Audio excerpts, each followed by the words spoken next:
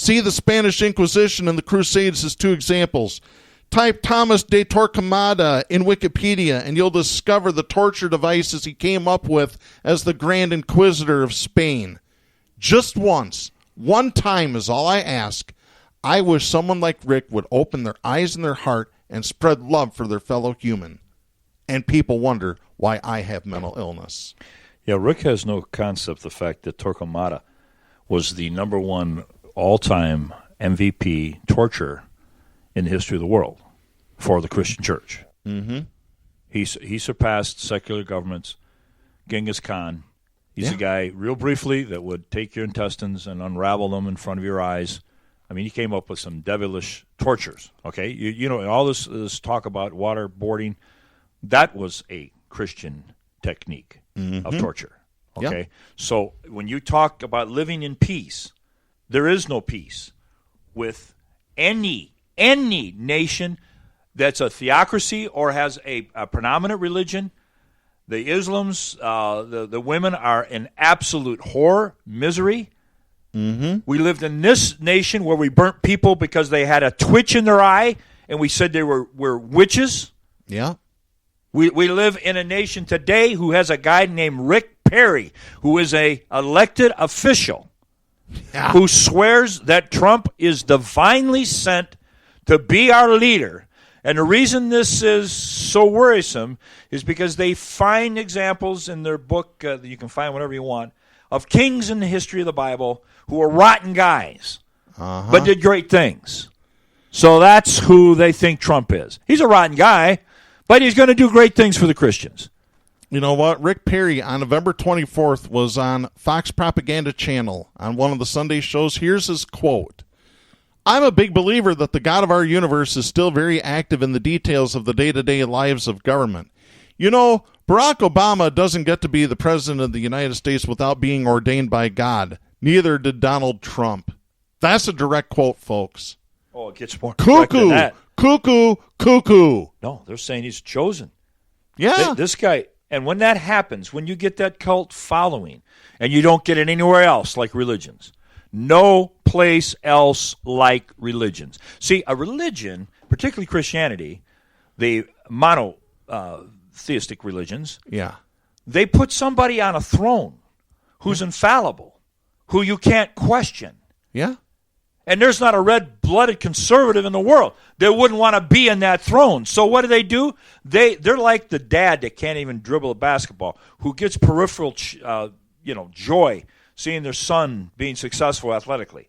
Okay, they hear about this king who's going to come on a white horse, and he's going to make everybody bow, get down on the knee, and confess that Donald Trump is the Lord, or Jesus, the second baseman for LA Dodgers. The second coming. Yeah. It doesn't make any difference. I'm transposing because they do the same thing. That's how they treat their women. I was at the Secretary of State real quickly. A guy ahead of me today talking about how great Trump was. And that we, as Americans, need to respect him because by all other definitions, he is the president. He's the president. And he starts going on, and I thought, I'm either going to speak up or I'm going to throw up on the back of my chair. Which am I going to take? So I decided I'm going to speak up. Speak up.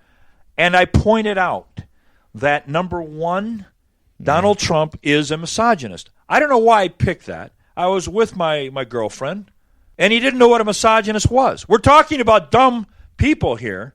He had no idea. I think he thought it had something to do with giving massages. Freedom. Yeah, You're freedom. Free to be dumb. Yeah. But what shocked him was, in his bubble, where he goes with all the four-wheel drive guys and all these right-wingers, somebody actually speaking out against Trump. He was dumbfounded. And there were some African-American girls to my left. They were sitting there in misery listening to this guy rattle on for 10 minutes.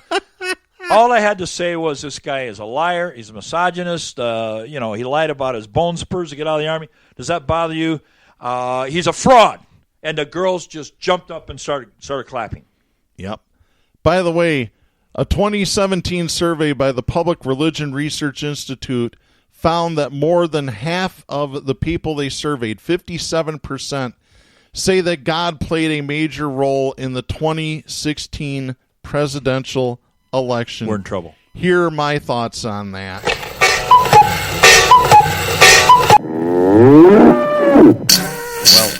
get a double dose. You're cuckoo and you're full of bullshit.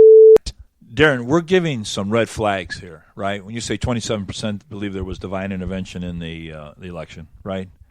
Mm-hmm. When we get college students, seventh grade reading, we're giving some real big red flags, how bad things are. Here's a picture. I'm going to show it to Darren. He hasn't seen this.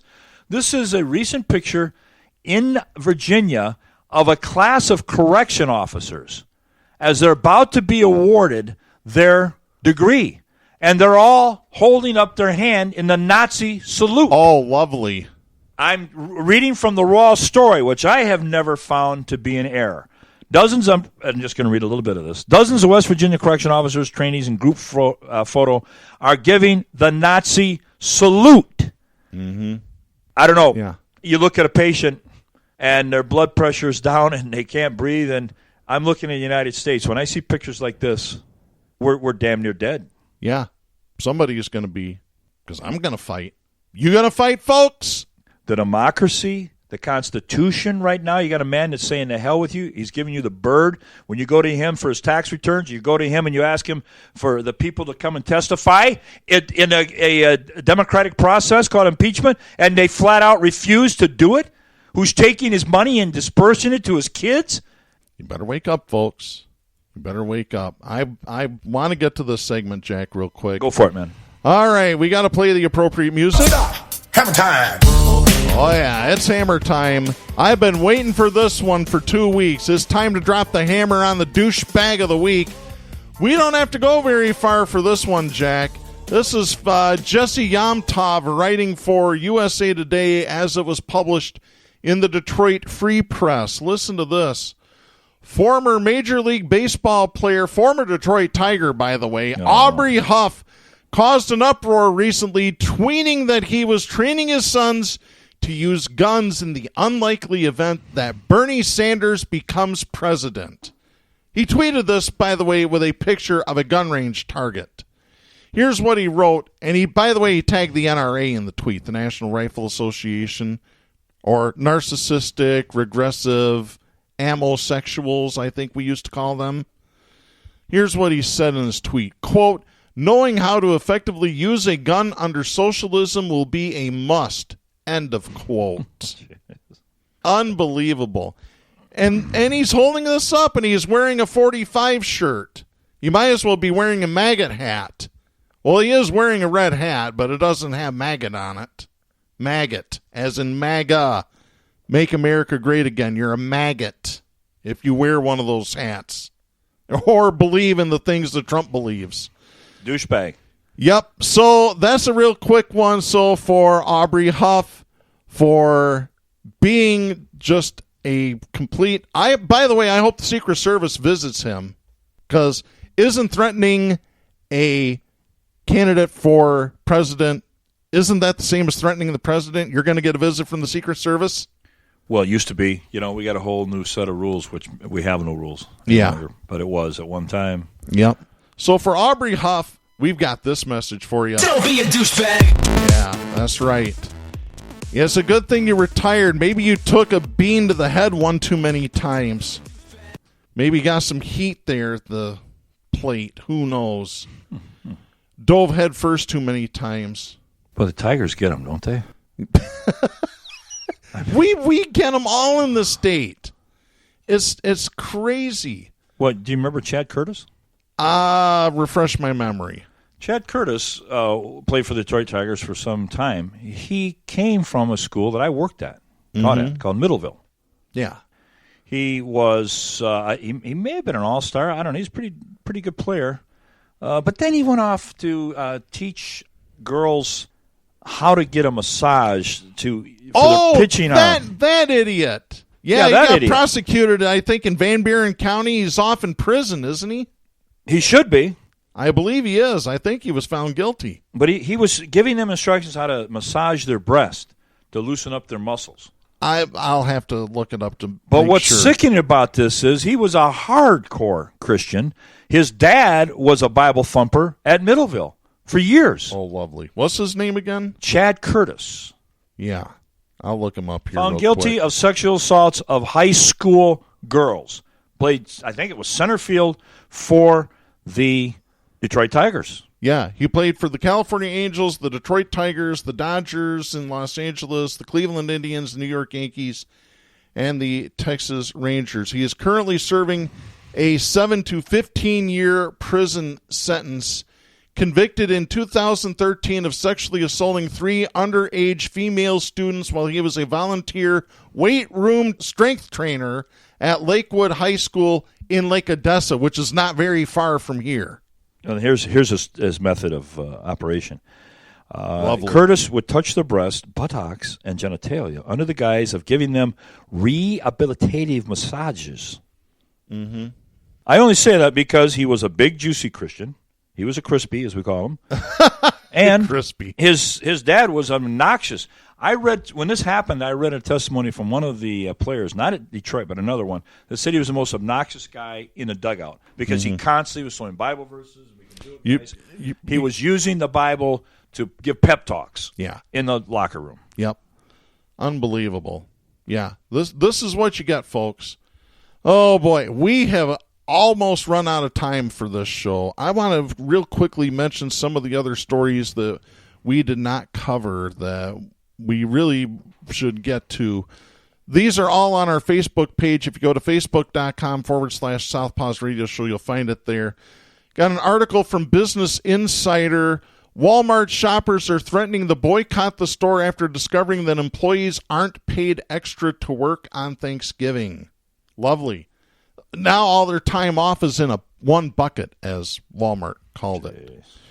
Article from CNN. Scientists have discovered a monster black hole that's so big it shouldn't exist. So that's kind of scary there.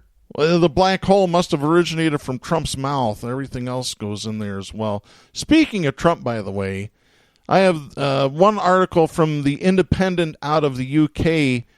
Trump's mental state is deteriorating dangerously due to impeachment with potentially catastrophic outcomes. Psychiatrists urgently warn Congress. One of those outcomes is there's been leaks that they're going after Iran. They're propping up charges right now. Yep. Out of the Pentagon, one of the greatest journalists reported on it last week. You get this guy in a corner, watch the hell out. Yep. And as I said, you can find all those stories and much more at our Facebook page, facebook.com/Southpaws Radio Show. We didn't even get to touch on the impeachment. No, but folks, if you want to hear about the Chad Curtises and the Thomas Torquemadas, this is the place to come. It certainly is. All right, that's going to wrap things up for this week. We'll be back next week. I'm Darren Gibson. I'm Jack Prince. For our announcer, Kristen Cook, please support independent media and the First Amendment. The stations that carry Southpaws do not necessarily share the opinions expressed on the show. Southpaws is protected by the First Amendment to the U.S. Constitution and is copyrighted by Big D Entertainment. All rights reserved.